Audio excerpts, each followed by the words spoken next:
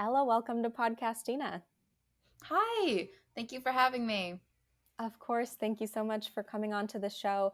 Can you start by giving me a bit of background on your education and what your specialty is? Yeah, sure, of course.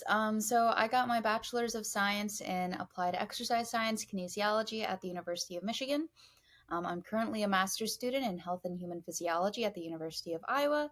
I made my social media account to help demystify like misinformation about health and fitness online.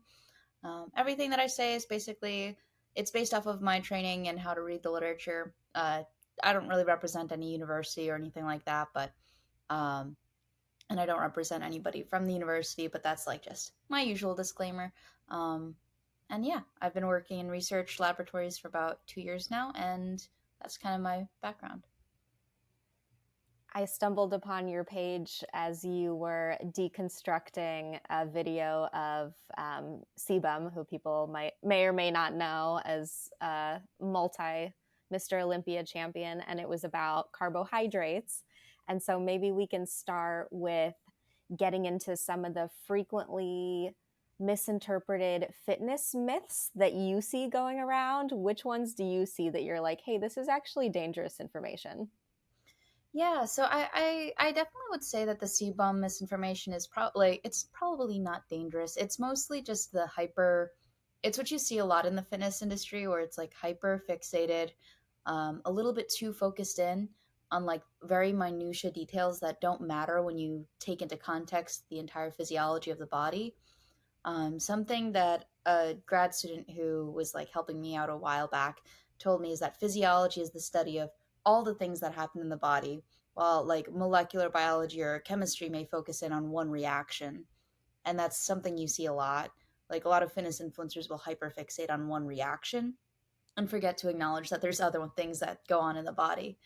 And I don't think that it's necessarily like evil or like malicious. I think it's mainly just like misinterpretations. And honestly, I don't think that Sebum tried to do it on purpose. I think it was mostly like, uh, I guess it was just him. Somebody like probably told him about it, and then he just went with it and just said, "Okay, this is how it is," and that's probably what happened. Yeah, I agree. It definitely didn't seem malicious at all, but I think people are kind of prone to really taking the influence of someone like him, who's obviously the most successful person in his industry, to heart. So it would be good to, give people kind of an understanding of things that they should be weary of and take with a grain of salt when they hear. I'm wondering if there's any fads that you have noticed with fitness influencers that are dangerous, that are basically like masked disordered eating. Oh yes, definitely. I'm sorry if I didn't understand the question at first. But yeah, so I would say the carnivore diet, the whole ketogenic fad sort of thing. That's like a lot of the very restrictive eating patterns. I would say like the only thing, like ironically, I don't really promote it, but ironically, the only thing that appears to be non-eating disordery would be like maybe veganism, which is mainly people like promoting it for ethical reasons, which I can get behind. Like I can understand why. I may not have the same ethics as somebody else, but at least it's not to like it's like not for the specific reason of like being underweight or like trying to be this super lean kind of person. But yeah, I would say fasted cardio is like it's inching there. It's not quite there yet. Then there's ketogenic diets, and then there's the carnivore diet on the very far end. What is it about those diets in particular that makes it disordered eating? Because I myself have fallen victim to. There was like a few years where I was doing the keto diet and I was buying the pea strips and figuring out if I was in ketosis. And other than it being unsustainable as far as a long term diet, why else is that a red flag? So typically, and I also fell into the pipeline of that as well. So I ended up going in like I had a history of eating disorders, and it got really bad to the point where like my salivary glands were like popping out to here. Wow. So I've definitely experienced how that sort of thing can affect you. And as you start restricting more and more, you start to fall into this habit of like, okay, I can't have this food, I can't have that food. And then ultimately, you do end up having that food. Like, let's be honest, most people are not David Goggins. They're not sitting there like restricting themselves and actually able to do it. Most people restrict themselves and then they go off the handle the moment that they get the chance to. So the thing is that people don't realize that it's not realistic to believe that, okay, if I was sitting in front of a cupcake 24/7, most of us would grab it. Like, let's be real, most of us would grab that, especially once you start getting hungry. And I think that's like a exercise that I did to myself, where I put myself in front of like a jar of Nutella because I wanted to see, like, okay, is what I'm doing actually sustainable, in the sense that once I get hungry, I am feeling satisfied with my diet enough that I'm not going to have that jar of Nutella or not. And if I'm not satisfied with my diet, then I have to play around with it a little bit more before I can find something that works for me. Now, the diet that I have currently, it's not really a restricted diet of like ketogenic or anything like that. I'm not forcing myself to abide by a diet, but I'm satisfied with my diet enough that I won't go for the jar of Nutella, even though I love Nutella. And I think that's important to like acknowledge. And none of these diets acknowledge that. They're all restricted to specific food groups that are not, they're predetermined. They're not determined by you, they're not determined by your preferences. I've seen people talk about like carnivore pancakes being steak. Like, let's be real, guys. It's not steak.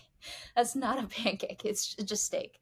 Um, but that's like the kind of thing that I would say is leaning into that eating disorder behavior. It's making choices that are not your own, and it's making choices based off of something else that was not backed by any science. That's a really good way of putting it. And it kind of gave me the thought that, especially with the Nutella jar example, it's like a self imposed marshmallow test of let's see if I can set this dessert in front of me and then end up in this kind of potential spin out of, oh, I'm a bad person, I'm lazy, I'm this, I'm that, because you ultimately fail at something that we're literally designed to fail at, basically. Yeah, I mean, it's it's really hard because it's difficult to find that diet for you. Like, it's not easy. It took me a really long time.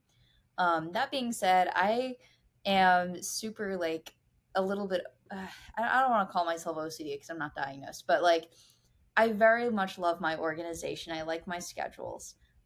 So it's very easy for me to fall into that sort of pattern, especially if I fall for misinformation, which is a big reason why I started calling it out. Because a big reason why I got into my eating disorder that lasted like 10 years was because I fell for pescatarianism.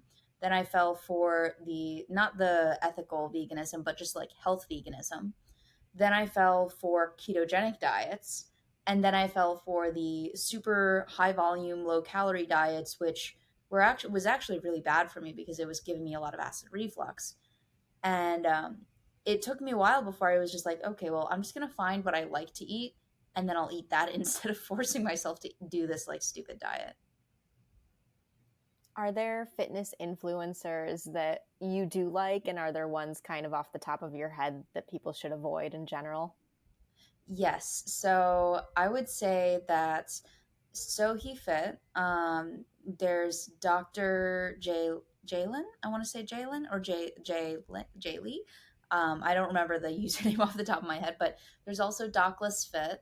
Beefcake Brina. She actually helped me out in my last year as a kinesiology student and helped me with my internship because I needed a quote unquote fitness internship. And I'm going to be honest, I didn't want to do the one that was like pre-organized for me, so I chose to do one with her.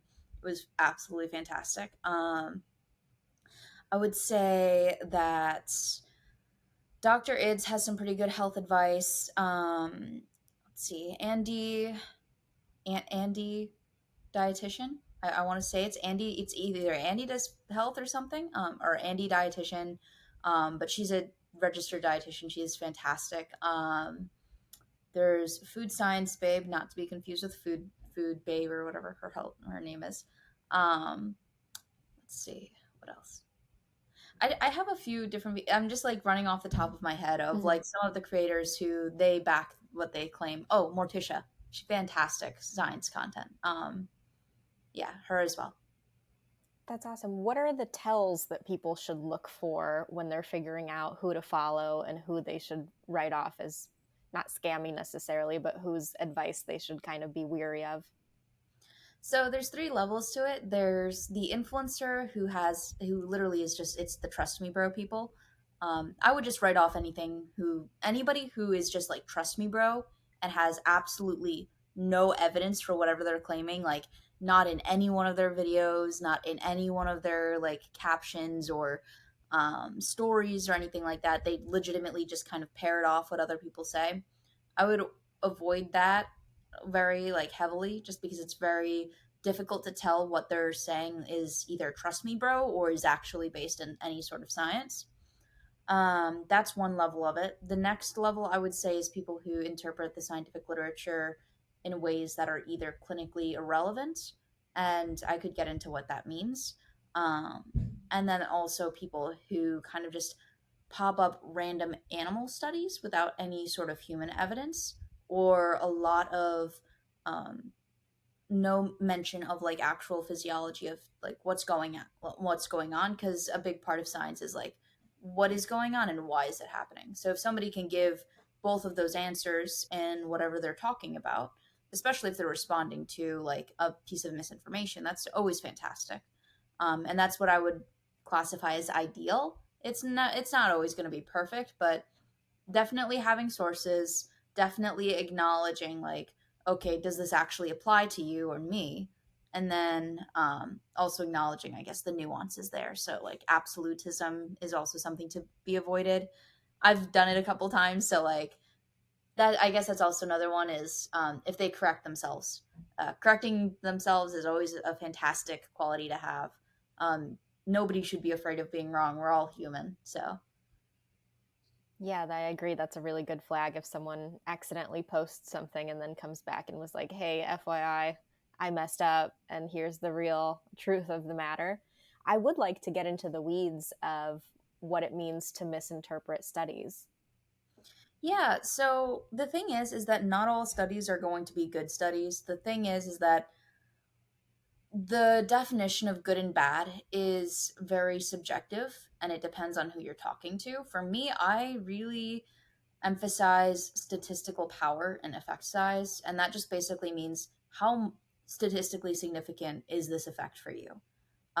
In any like statistics 101 class, you learn about what statistical significance actually means and you learn the limitations of it. And I really took that to heart because let's be honest, if we're talking about what statistical significance actually means, it's basically if you had like a bag of apples of like 100 apples and you picked out 95 of those apples and they were all red, you can be 95% confident that bag of apples was mostly red apples. But that being said, if you only picked out 3 apples from that bag and they were all red, you can't really be confident, even though you picked out 3 apples and they were all red. That's still it's not statistically significant enough in the sense that your sample size was way too small. And that's what you can see with some like studies is they'll do things like p hacking, which basically means like trying to make things that are not statistically significant look statistically significant. Also, just like faulty sample size. So sometimes you'll have dropouts, especially in human studies. Sometimes the actual methods that they're using are not, they're filled with errors. So, like, if you want to think about, like, if you're using a slotted spoon, if you've ever seen them, like, they have like little divots and you're trying to dig out apples with that slotted spoon. Let's say the green apples fall through the cracks. Maybe you're picking up an equal number of green to red apples, but half of the green apples are falling through the spoon. So you're only getting to count the actual red apples. That's another thing. So like there's methodology like I guess off the top of my head I would have to say EMG and like B mode ultrasound for like muscle activation and growth. Um, those two methods they tend to be a little bit more error prone because we Mm. haven't fully validated them yet in the sense that we don't know all the physiology behind all of it. And also, there's a lot of contamination with EMG. So it's like learning the nuances behind things and like the what and the why, I think is really important. There's no other field in science that only prioritizes what happened or why it happened. It's always what and why, never it's just one or the other. So I guess that is how you can kind of determine like what is science, like how to interpret science properly is like prioritizing what matters for you and me. So like if somebody took a rat study and or like a mouse study that was completely out of context, let's say the mouse was like running on a treadmill, and they were trying to apply that the data from that study to somebody resistance training, I would be like, that's not a direct comparison. That's a mouse running on a treadmill versus somebody lifting weights. You can't get a mouse to do a bicep curl, so you can't really say that. um, and that's where clinical relevance comes in as well. It's like methodology, effect size. So like, uh, man, I feel like I'm just ranting on. I'm trying to organize my thoughts a little bit, but it's a little bit difficult. No, this is perfect because I have more about, I guess, exercise specifically and hypertrophy studies specifically. I mean, go ahead if there's anything like I hope everything that I said right now is like pretty clear. So if there's anything that I need to like clear up, just let me know. Um, is there anything in like what I said just now that was like a little bit foggy? No, it's very helpful because I think what you're saying is very straightforward as far as looking at sample size and dropouts and the amount of testing that gets done, plus the relevance. I'm wondering if you can kind of point people in the direction of what are those sources that are reputable? Are there any kinds of maybe medical journals or websites that people can go to knowing full well that that's like a trustworthy source, that they're not going to misinterpret data intentionally so that they can sell a certain product?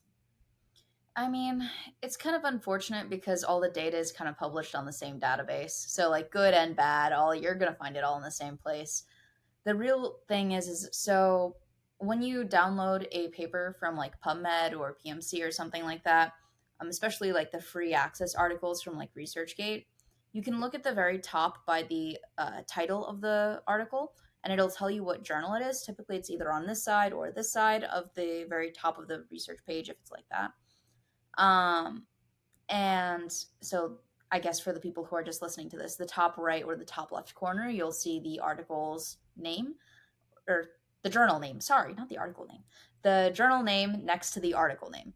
The journal name you can look up on ChatGPT or you can look it up on Google and ask, hey, is this on Beall's list, which is a list of predatory journals, which do not do peer review, meaning that they can be just submitted and the author can pay for it to be published.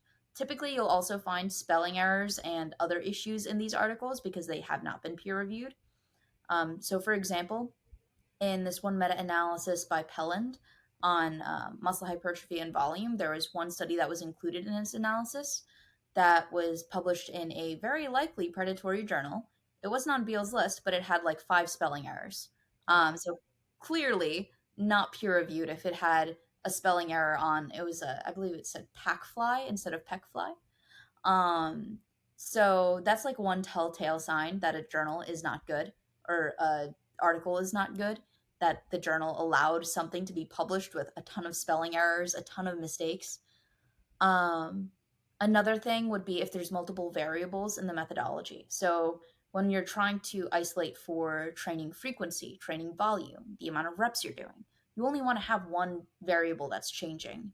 If they're comparing 2 different exercises, but over the course of the 10-week period, they're slowly increasing the volume, well, you're also increasing the volume and you're also having 2 different exercises. You're comparing the not only 2 different exercises, but now you have increasing amounts of volume as well. So it's like you want to have one variable that's changing, not multiple.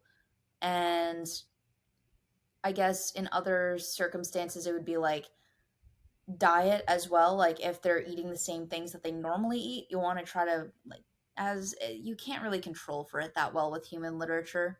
A lot of human research can't control for it even at all. But at least they could tell them like, hey, can you stick to the same diet you're normally eating, rather than prescribing a new diet because that's another variable. So trying to keep it to one variable in the methods. And typically, what I'll do for that is I'll pull up like a Google Sheets document and I'll write down each variable that I see on the paper, especially if I'm trying to really like criticize and critique an article. I guess another thing would be using the advanced search bar on PubMed too to find articles. That can be very useful for not finding biased things. A lot of the times people use Google, but the issue with that is that you're going to confirm your bias really easily because you're just going to look up, does high or low training volume improve muscle growth, or Hmm. does eating X amount of protein improve muscle growth? Like that's obviously a very biased statement. And if you look that up, you're going to find articles that prove your bias. But if you look up high protein training volume hypertrophy in the advanced search bar, separated with and or something like that, um, and you could do this if you go to PubMed, you'll see it says advanced search, and then you click on it, and it'll say like enter term. You can only enter like one or two terms with a separator as and or, and I'm forgetting the next one, but it's like and or something else. But you basically just separate it and like this term and this term as like key terms inside of the research article you're searching for. And by doing that, you can just look for terms rather than sentences and arguments. And doing that can help you not confirm your bias. I've done that a few times just because it's so easy to like confirm your own bias. So I think those are some pretty good tips for that. That's incredibly helpful, even just having those sites to go to, because I don't really know those myself. And I think often people fall victim to the do your own research mentality, but as opposed to actually going to peer reviewed journals and looking it up from the source, their version of I've done my research is just falling down rabbit holes of different influencers without actually backing up. Like, I guess let's talk about this seed oil thing as an example, because I think I could see your face. I knew this would be a good one because I don't understand where this came from. From the little bit that I know about it, it was just one guy's hot take that got spun out of control, and now seed oils are being demonized. So I would love to hear your take on that one specifically. I do actually love the seed oil argument because it's like the funniest part is most people are actually not getting in the omega 6s that they need, but people argue that people get too much in, when in reality, it's just people who are overweight or diagnosed with obesity who are eating fried foods every other day. Like, obviously, fried foods are going to be lathered in seed oils, especially if they're fried in them. That being said, there's no like physiological or outcome data demonstrating. Oh, cute dog. My dog. Um, Physiological or outcome data demonstrating that seed oils are harmful or cause inflammation. If anything, they do the opposite. And I could go into the physiology behind like cholesterol and saturated fat and why that would not necessarily be so healthy. Um, but just to keep it like short and sweet, seed oils are not only like canola oil, it's also olive oil and avocado oil and the oils that people like are propping up on a pedestal acting like they're any better.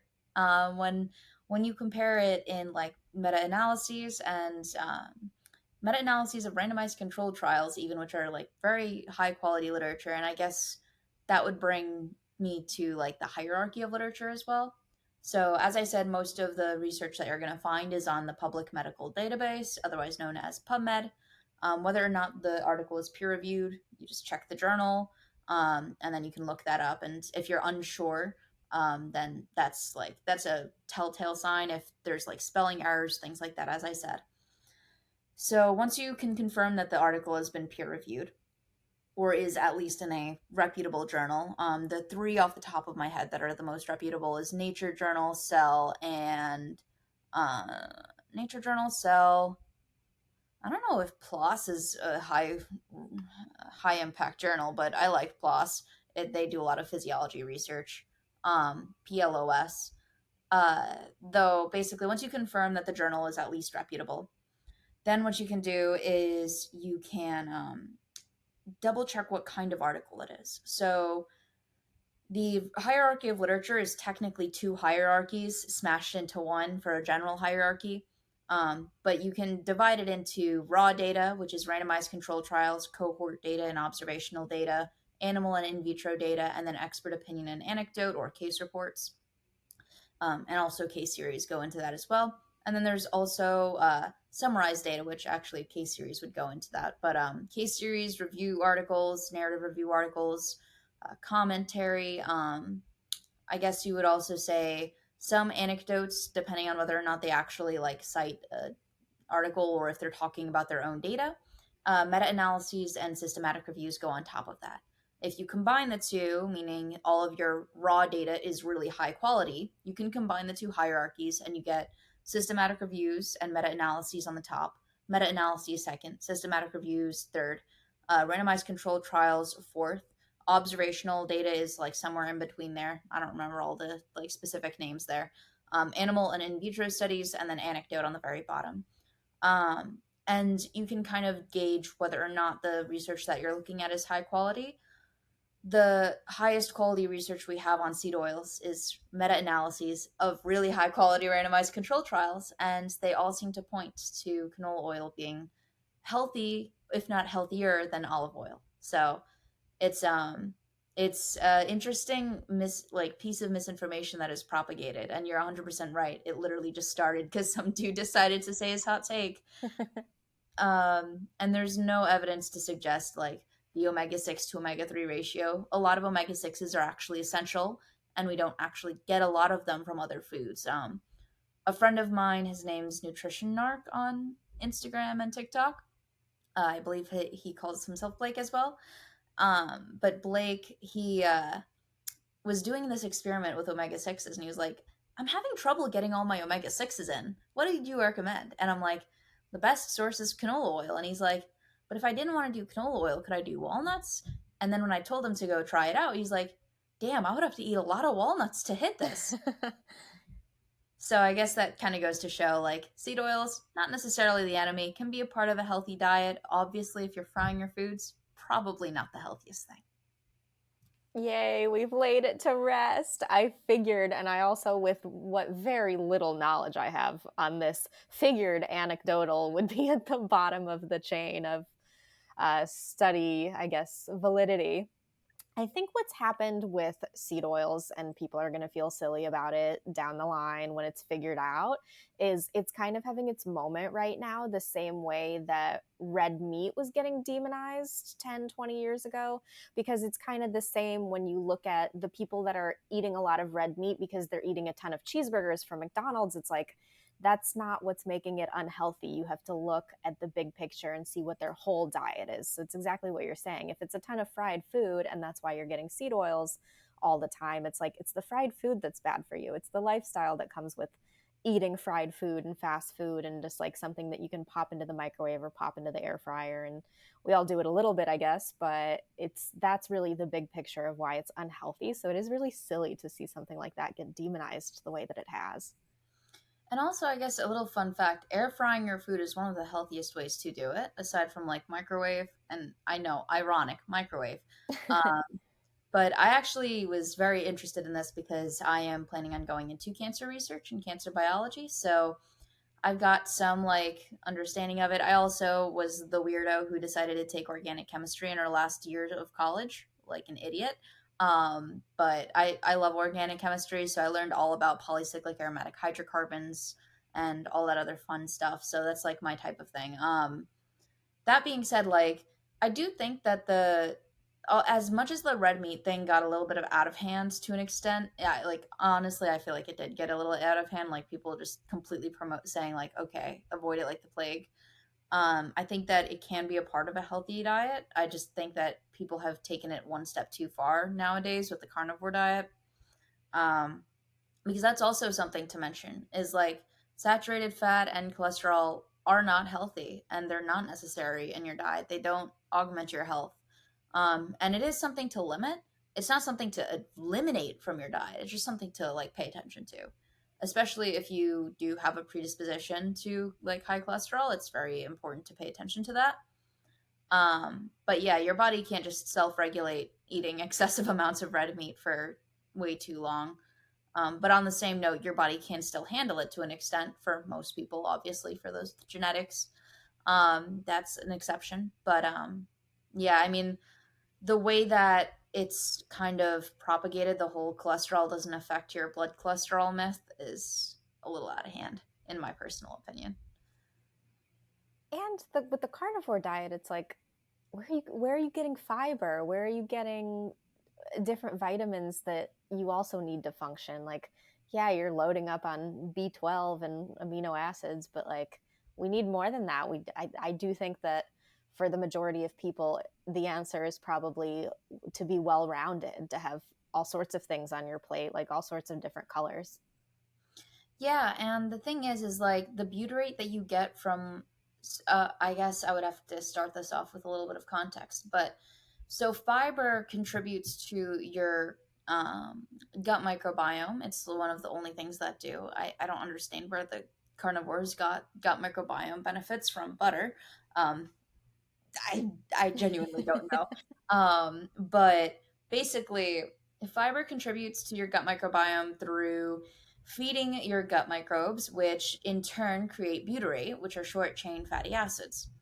Um, the creation of these short chain fatty acids is farther down in your gut than where butyrate and like short chain fatty acids from something like butter would be absorbed. So you're not only not feeding your gut microbiome with this high butter, high meat diet that lacks fiber, but you are also not actually providing those short chain fatty acids where they should be going, which is a little bit farther down in your gut where they're not necessarily being generated by your gut microbes because, well, they're not getting any fiber. So yeah, it's so silly. And then on top of that, like the amount of research we have on fiber being beneficial for colon cancer is insane. And considering they recently had to like reduce the I believe the screening starts about 10 years earlier than it did a few years back. It's just like, come on, guys. Yeah, if we're starting to screen for colon cancer earlier now and people are still not promoting fiber, it's absolutely insane. What are some of your favorite sources of fiber? I love, so the thing with fibers, there's two types, soluble and insoluble. Soluble has about 2 calories because of the short chain fatty acids that are made from them. Insoluble fiber is more like kind of just like gathers things in your colon and pushes it out all out. Um, I like to get a little bit of both because insoluble fiber makes me feel full, and soluble fiber helps feed my gut. Soluble fiber is mostly from vegetables and fruits, while insoluble fiber is mostly like, well, psyllium husk is also soluble fiber, but then you also have like resistant wheat starch, resistant any other resistant starches, and those are like insoluble fiber sources from like your keto bread and stuff like that. And I'm not gonna lie, like as much as I don't advocate for the keto diet, I love keto bread because it's like the only thing I can have. I have celiac, so it definitely does help me out at least. So there's that. So yeah, I guess that's where I get my fiber from: vegetables, fruits, psyllium, and then whatever resistant starch bread that I choose to have. Are you good at, well, I'm sure you are, but how can people get better at supplementing and actually getting trustworthy supplements, where to look for those, which ones they should be kind of zeroing in on to include in their regimen? You'd be surprised, but I fell for the whole supplement stuff really, really, really badly. Oh, Like no. horribly badly a while back. When I first started getting into fitness, I had an entire like cabinet full of bulk supplements because I used to make my own pre workout for me and my boyfriend and a couple of our friends at the gym. That being said, it was super silly and also not the smartest thing in the world. But I would say the best sources for supplements would be third party tested sources. I like to get my melatonin and other supplements like vitamin D and stuff from either there's anything on Amazon is mostly third party tested. Just like double check. That's like what I like to do. I mean, most of the time, the only way you can get on Amazon is if it's third party tested. So I just check for, I guess, the comfort of my own like safety because I like to make sure that my supplements are dosed properly. Third party testing just means that some other party came in and tested the supplement to make sure there is what they say there is in there, as at what dose they say it is in there. So if you get like a 1 milligram melatonin supplement, you're not getting 10 milligrams. Um, I also So I guess you could say from that melatonin, vitamin D, because I live in Michigan and it's dark as hell here. So I usually get like a 3 KIU vitamin D supplement, 3 milligram melatonin supplement. So I try to low dose all of that stuff. I don't really take any multivitamins. I don't recommend them, to be honest, because most of the time people are just deficient in 1 or 2 vitamins, and I'd rather just supplement with those rather than getting a multivitamin with 4 different fat soluble vitamins that I've had bad experiences with multivitamins because I accidentally had hypervitaminosis A, um, and that was not fun. So I usually recommend, if you're gonna go for a supplement, go for the vitamins that you're deficient in first, and you can just ask your doctor for a blood test, and they typically are pretty abiding by that. Um, Melatonin, if you have trouble sleeping, is one of my favorite things, especially when I'm in school and stressed. Creatine monohydrate, any other creatine is bullshit. Um, Whey protein, you could either do isolate, casein, or concentrate, depending on how lactose intolerant you are and how much you want to feel bloated and full. Casein if you want to feel full, if you're not lactose intolerant. If you're lactose intolerant, I would recommend whey isolate because it has the least amount of lactose. And then I guess that would be pretty much it. Like you could get a pre workout too, but like really that just depends on like what you prefer. If you don't want to feel itchy, I would recommend getting a pre workout without beta alanine, and that's about it. Do you have a preference as far as like is taking something like protein as a supplement, is that any better or worse than just getting it out of your foods? Does it make a difference? Your body doesn't care. So yeah, I've said this to a few of my own clients is like your stomach doesn't have eyes, it doesn't have a brain. It's not sitting there like picking through your food saying, "Hey, this is a supplement. I don't want it." It's going to break it down the same way with the same enzymes that are used to break down other proteins. I will say, like, typically whole protein sources are going to make you feel fuller because you have to chew them.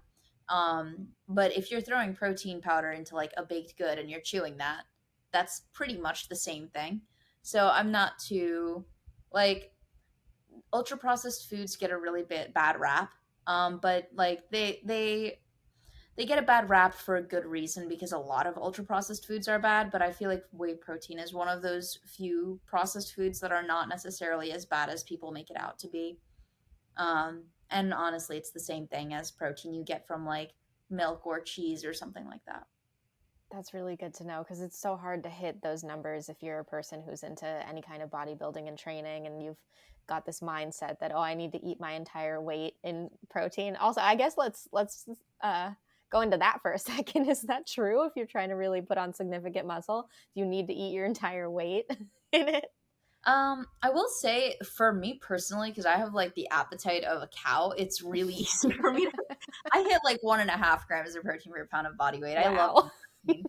Um, Mainly because like I don't know, I just have protein with every meal. I don't see myself ever not doing that. That being said, like optimal protein intake is a range. You can have between like 0.7 up to like 1.5. You can go up to like 2 grams. But in reality, it's like 1 gram of protein or zero point 0.7 grams of protein per pound of lean body weight, not necessarily fat mass. Mm. So if you're like super overweight, you don't need to eat 1 gram of protein per pound. Yeah, I've had a few like more, I guess, leaning on like the diagnosed obesity side of the population. Had a few people like come to me and are like, "Hey, do I need to eat 1 gram of protein per pound of body weight? I'm 350 pounds." I'm like, Oh my god. "No, you don't worry." Um, but yeah, no, I wouldn't stress out about it too much. People get really caught up in the nitty gritty, but it's everything's a range. The human body's never black and white. And if someone isn't eating at least the zero point 0.7 grams per, I'm guessing whatever their weight kind of should be if they weren't overweight, is that going to really deplete your ability to repair muscles and grow new muscles? I mean, if you're going significantly underneath and you're like hitting, like, let's say the bare minimum FDA recommended, like, I believe it's like 0.7% per kilogram. You can correct me if I'm wrong on that. I don't remember off the top of my head, but it's more like a point something per kilogram of body weight. It's very little. It's like 50 grams of protein for like somebody who's like my size. Um, if you're eating like that very little amount of protein, I could see it potentially like maybe you're not going to optimally build muscle if you're in a deficit, but let's be honest here, most people who are struggling to get their protein in, um, if they're eating that little amount of protein, they're probably not eating enough calories overall too. So like I just realistically couldn't see somebody only eating 50 grams of protein. That's like a protein bar and maybe like 2 ounces of chicken. Um, I couldn't see somebody just eating that and being like, yeah, I'm cool with my diet. I like my diet. Cause like I don't know. I feel like protein is like a good part of a meal. And like if you have like a meal of just like rice and nuts, that sounds a little bit strange to me. I would always like rice, nuts, and chicken or like something like that. Um, but I guess that's my take on it. It makes sense because it would then probably put somebody in a caloric deficit. You would have to kind of try to not eat enough protein. Yeah, I feel like the whole like I feel like people should start focusing more on fiber than protein, in my personal opinion. I feel like there's a very heavy emphasis on the specific amount of protein that's going to help you build the most amount of muscle, but that tends to change like every 3 years when we come up with a new meta analysis. So I'm at the point where it's like optimal protein intake is a range. I'm going to recommend 1 gram of protein per pound of body weight just because it's easy to say. And it's also just an easy recommendation. But that being said, if you hit zero point 0.7 grams of protein per pound of body weight, am I going to tell you that you're not going to build as much muscle? No. You're eating probably 120, 110 grams of protein and you're like 130 pounds. I'm not going to like dox you on that. Um, that's the wrong word for that. But I guess you can kind of see where I'm going with this. Is it's Mhm. like the actual like specific numbers will change every few years whenever we come up with new research. So if you give a range and you just say like, okay, stick to around this number, you'll be good. Hey, everybody, just pausing the show real quick to let you know some very exciting news. I am coming up on my 100th episode of the show, and in honor of that, I have decided to start a Patreon page in order to allow people to get additional content, as well as hopefully set up a space where people can support the show and contribute whatever they can or want to contribute. What I will never do is hide full episodes behind a paywall. But if you are looking for a way to support the show and you have $5 a month to spare, or 15 if you want to do the higher tier, those are the two available tiers that will come with different perks. And you can cancel anytime you want, but I just figured I've been doing this show for a very long time and I love doing it. I will not stop doing it in the foreseeable future. But obviously, the enjoyment of doing it does not pay the bills. So I wanted to go ahead and give myself an option as well as you guys. If you want any additional content, that's going to be available through the Patreon and it's up and running now. So once again, that's patreon.com/podcastina. Hope to see you over there. Enjoy the rest of the episode. So I know that you have some information that I would love for you to share about the difference between repairing muscle versus building new muscle. Because I think, maybe correct me if I'm wrong, that there's a misconception that we have to tear and damage the muscle to build it new. Yeah, so the physiological, I guess, underpinnings of regeneration or repairing muscle and muscle hypertrophy or muscle growth are very different. There's a reason why, like after an injury or after surgery, you don't become immediately jacked uh, when you repair your muscle. So the thing about regeneration and repair of muscle is that muscle damage will always occur with exercise. It's just kind of a byproduct, and it's just there. That being said, is it promoting new muscle growth? Not necessarily, because damage has to be repaired and our muscles aren't going to spend extra resources and energy to repair muscle bigger. We're going to repair muscle to the same size. So the parts of the muscle cell that are damaged are replaced with the same size type material. And it's through satellite cells, which are little baby muscle cells that sit outside of a muscle fiber. And these satellite cells, they can either go towards growing muscle or repairing muscle, depending on the I guess you could say like the differentiation factors, the transcription factors involved that kind of tell the satellite cell what to do. If a satellite cell is told to repair a muscle fiber, it will kind of turn into a new part of the muscle fiber, and it'll basically replace the part that got damaged. Obviously, if it's being told to repair the muscle fiber, then it's not necessarily going to integrate into a pre-existing muscle fiber and then end up making that muscle fiber bigger. So there's two, I guess, they're very connected in the sense that repairing a muscle and hypertrophying a muscle all are occurring at the same time because exercise causes both damage and growth. Um, but it's not like one is causing the other. It's kind of like the correlation equal does not equal causation thing, where just because damage and growth are correlated doesn't mean that they're necessarily caused by one another. And I guess that would go towards like what necessarily causes muscle growth, and that would be first the addition of new muscle proteins, which is stimulated by mechanical tension of like just like having tension on the muscle. So more muscle proteins. These more muscle proteins cause something called myofibrillar packing, which is each inside of muscle cells. There are these things called myofibrils. They're the contractile proteins. In myofibrils, there's sarcomeres, the little accordion-like contractile elements that, when they contract, your entire muscle fiber will contract. And then, as per the all or nothing principle, muscle fibers are either contracting fully or they're not.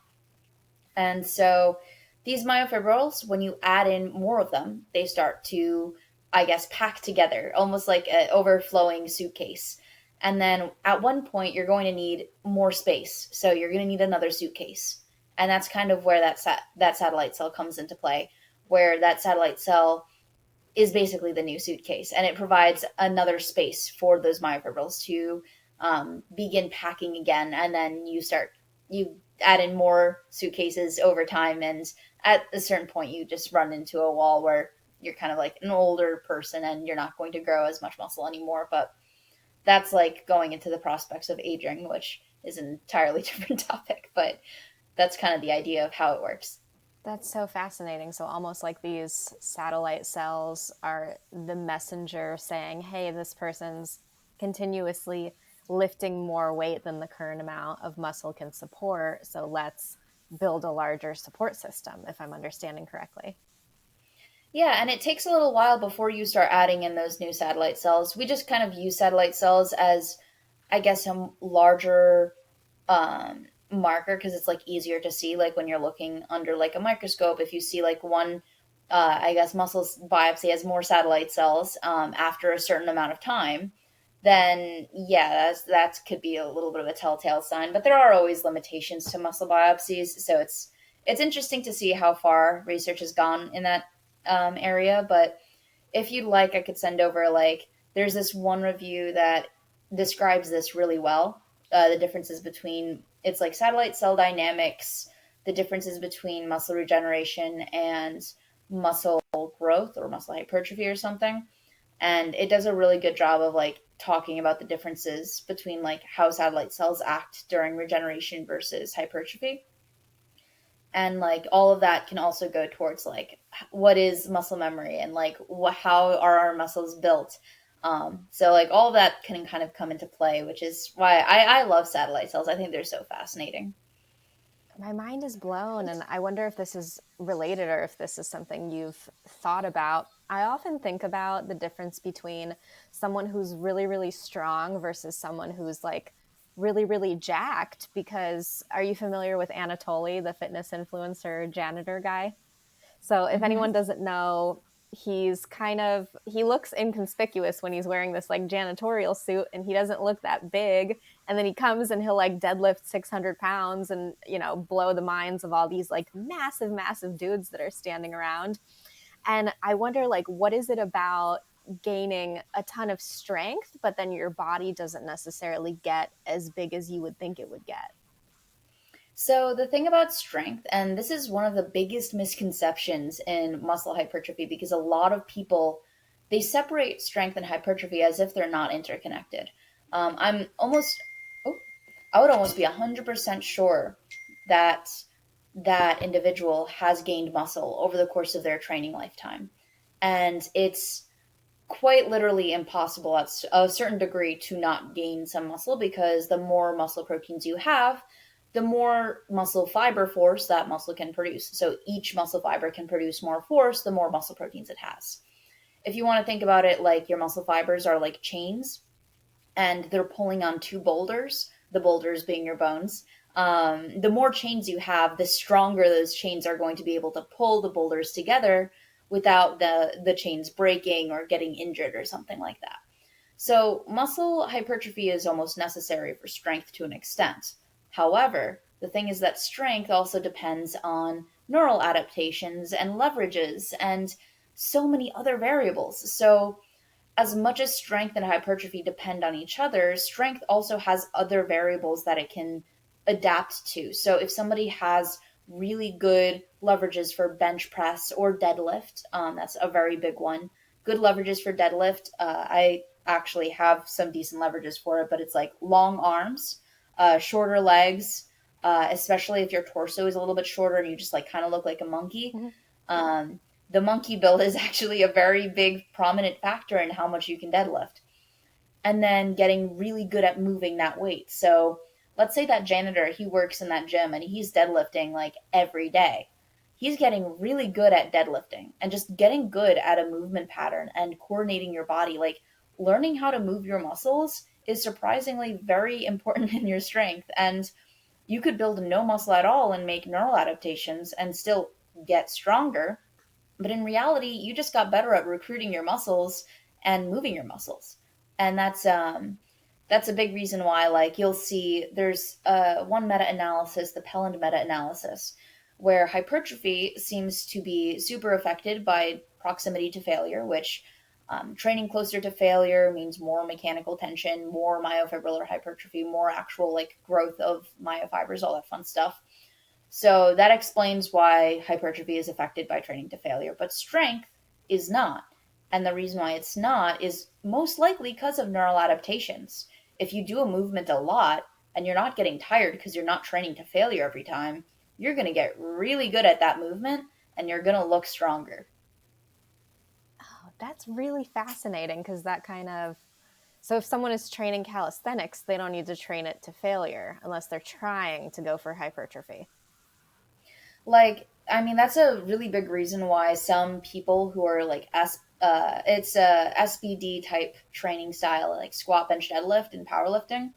Some of those people won't look super, super strong, but they'll have really good leverages. Their arms will be super long, and they'll just do SBD every day. And I mean, if you're doing that every single day, you're getting really good at squat, benching, and deadlifting. So like yeah, it's a lot of coordination, and like you'll see like some people like they'll look like they could do a muscle up, but they can't do a muscle up. It's all about coordination to an extent. So I mean that's kind of the reason why like when you look at that Pelland meta analysis, um, the strength, I guess proximity to failure, how it's affected is like it's almost not affected at all because you have other things that strength depend on. So I guess it's really interesting. I love strength. I am trying to get my bench up to 200 right now, Wow. so it's been quite a journey, but it's a lot of just like it's a lot of just getting good at the movement. If I don't know what working out to failure is, like what is failure really? Because people hear that a lot, but unless they actually know what it means, they might be saying they're training to failure and maybe they're not. Yeah, so I just for me, what I did when I first started lifting was I chose a weight that felt heavy to do my first repetition, meaning I could do it. It was fairly easy, but I knew that it was still difficult. It was still challenging. Just lift that weight until you can't do a full rep anymore, and that's what failure is. So it's like failure to perform the repetition is what I classify as failure. Just for the simplicity, some other people have like different definitions, but that's my take on it. And that's like how I guess go by it. So like just pick up heavy weight keep going until you can't do it anymore. Very, very. It sounds bro sciencey, but that's what training to failure really is. What is lipocartilage? Ah, you saw the recent I post on did. that. And I've never heard of it Oh, before, so I would imagine a lot of my audience hasn't either. so we actually discovered lipochondrocytes a really long time ago, but we didn't realize that it was a part of a whole tissue. So, or at least it wasn't identified as a part of a whole tissue until very recently when we decided to take a closer look at mouse ears and realized that mouse ears had this weird tissue that was like a, it was like it was like adipose cartilage. So, or oh my god, not adipose cartilage. It was like adipose tissue, where it was like bubbly. It was like fat cell. Like the fat cells were bubbly, but these fat cells, they were not responding to starvation. They were not responding to overeating. They didn't get bigger. They didn't get smaller. They don't have fat cell like they don't have the traditional fat transporters that are seen on adipocytes, which are fat cells. Um, and these cells were very interesting because they were resistant to like metabolic like different I guess differences in they were like metabolically resistant almost. It was like metabolically locked is the term that they used in the paper. And that was like the interesting thing about them. This new lipocartilage had a lot of characteristics of cartilage, but it didn't have as much extracellular like matrix. It was not as complex in that extent. It seemed like the extracellular matrix was the fact that it was this weird bubbly bubble wrap like tissue. And I guess they we ended up finding it in human fetuses basically, and it's the cartilage that's around your nose, your ears, and I believe it's also in one other area on your body, but I'm like blanking on it. But basically, it's like the bubble wrap of the body, protects your face, I guess you could say, and it's metabolically locked, so it's forever this weird bubbly tissue that is a mixture between cartilage and fat cells that are just I find them intriguing because they're metabolically locked, and there's a lot of tissue that, like, if we can find out why they're metabolically locked, it might help us out with some conditions, like, for example, like arthritis, specifically like obesity associated arthritis, and could also help us out with like facial reconstruction. That was the main thing that they were talking about this new lipocartilage being used for. Especially because I believe they did find progenitors for this tissue, which basically means they're kind of like the satellite cells of this tissue, where they can divide and become new lipocartilage. So it's very fascinating where things are going with all of this. I found that paper through my feed reader on like it's a Chrome extension that just kind of alerts you when new literature comes out on a specific topic. That's so fascinating, and I would love to hear like how much of the body then is still undiscovered if they're just finding that out now. Are there still a lot of facets to physiology that haven't been tapped into yet? Oh my god, there's so many things we don't know.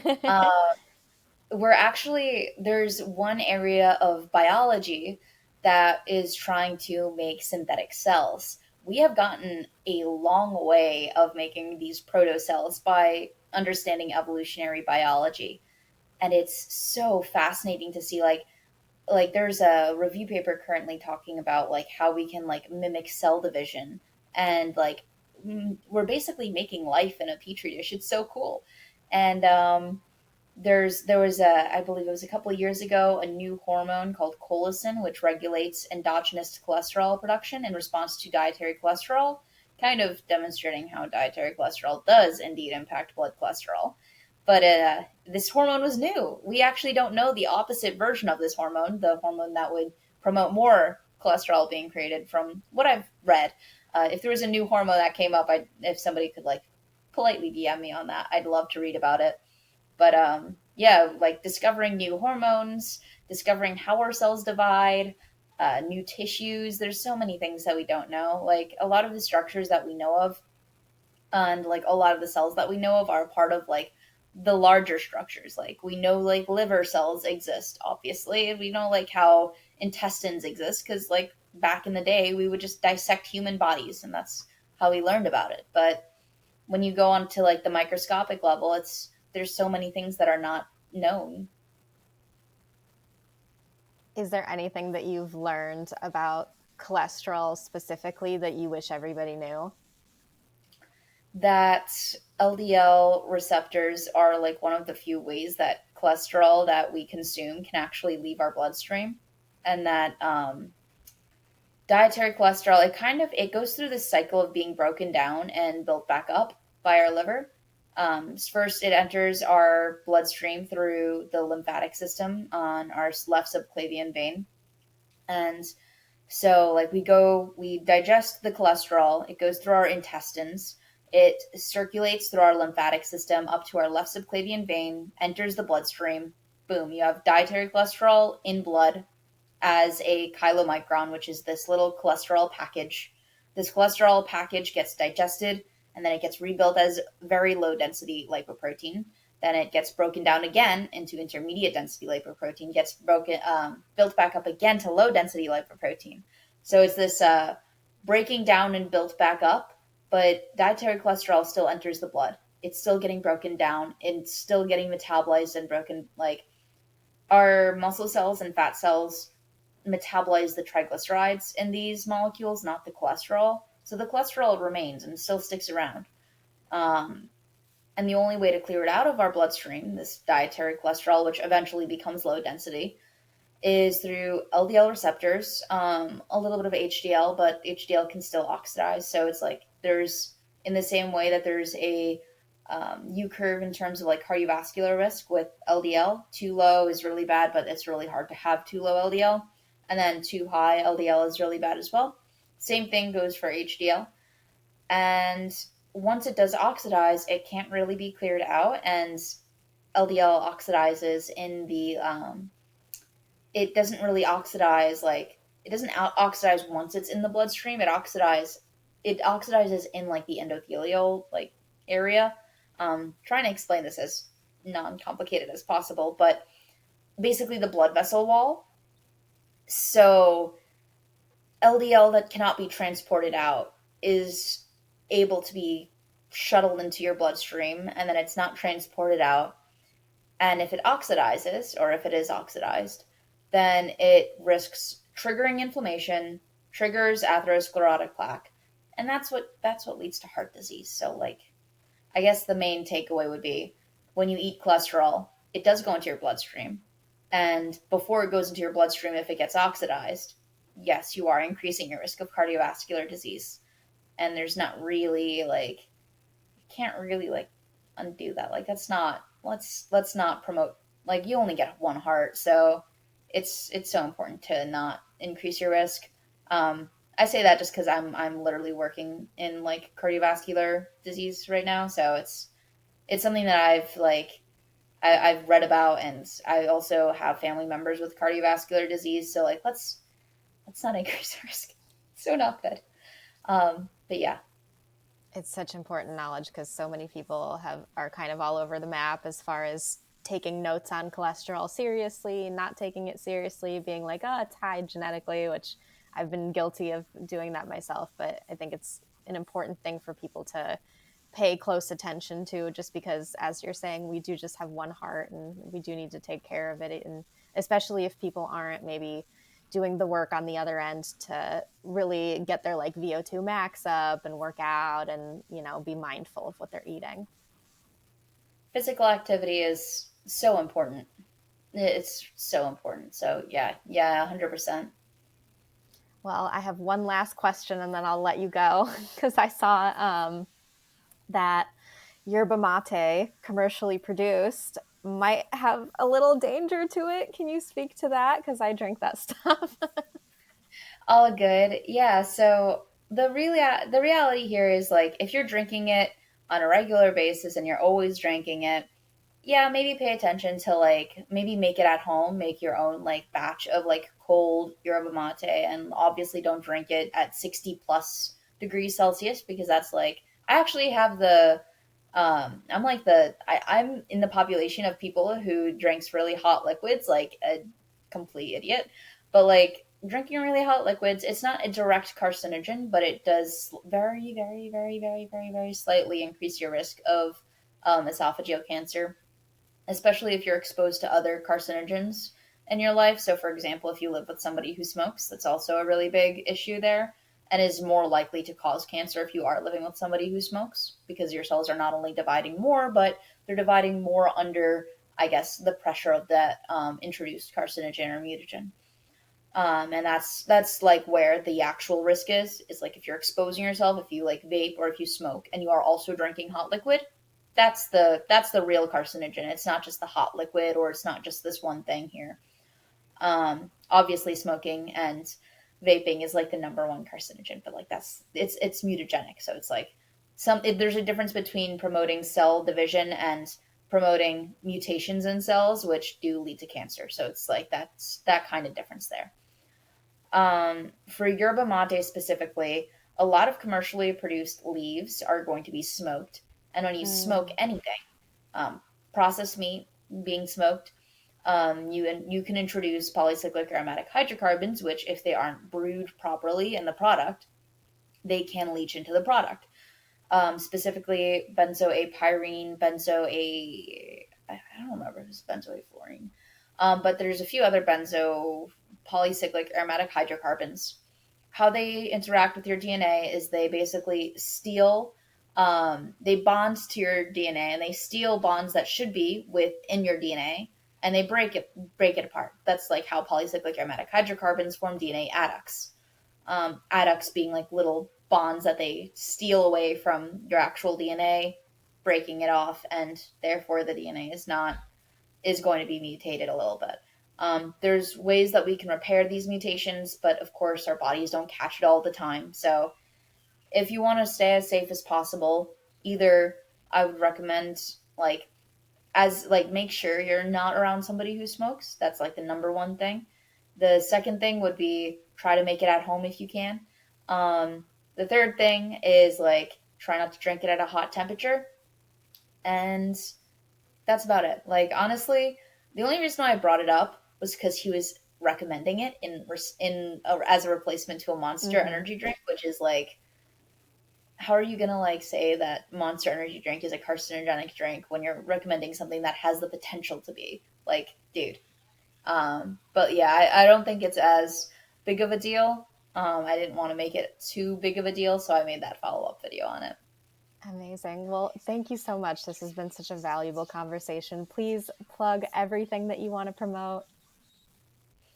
Honestly, like right now, I'm still trying to get my supplement company back up and running to like full capacity because I had some like weird scammer incident a while back, so it was a little bit hectic. But I guess there's that. I am Scientific Snitch on Instagram, TikTok, and YouTube. Still trying to get back into that, and I do a little bit of coaching. So if y'all ever want to, I guess, get some advice, I'm always open to clients. Um, that's about it. Well, Ella, thank you so much for doing the show today. Thank you so much. And thank you, everybody, for listening. Bye.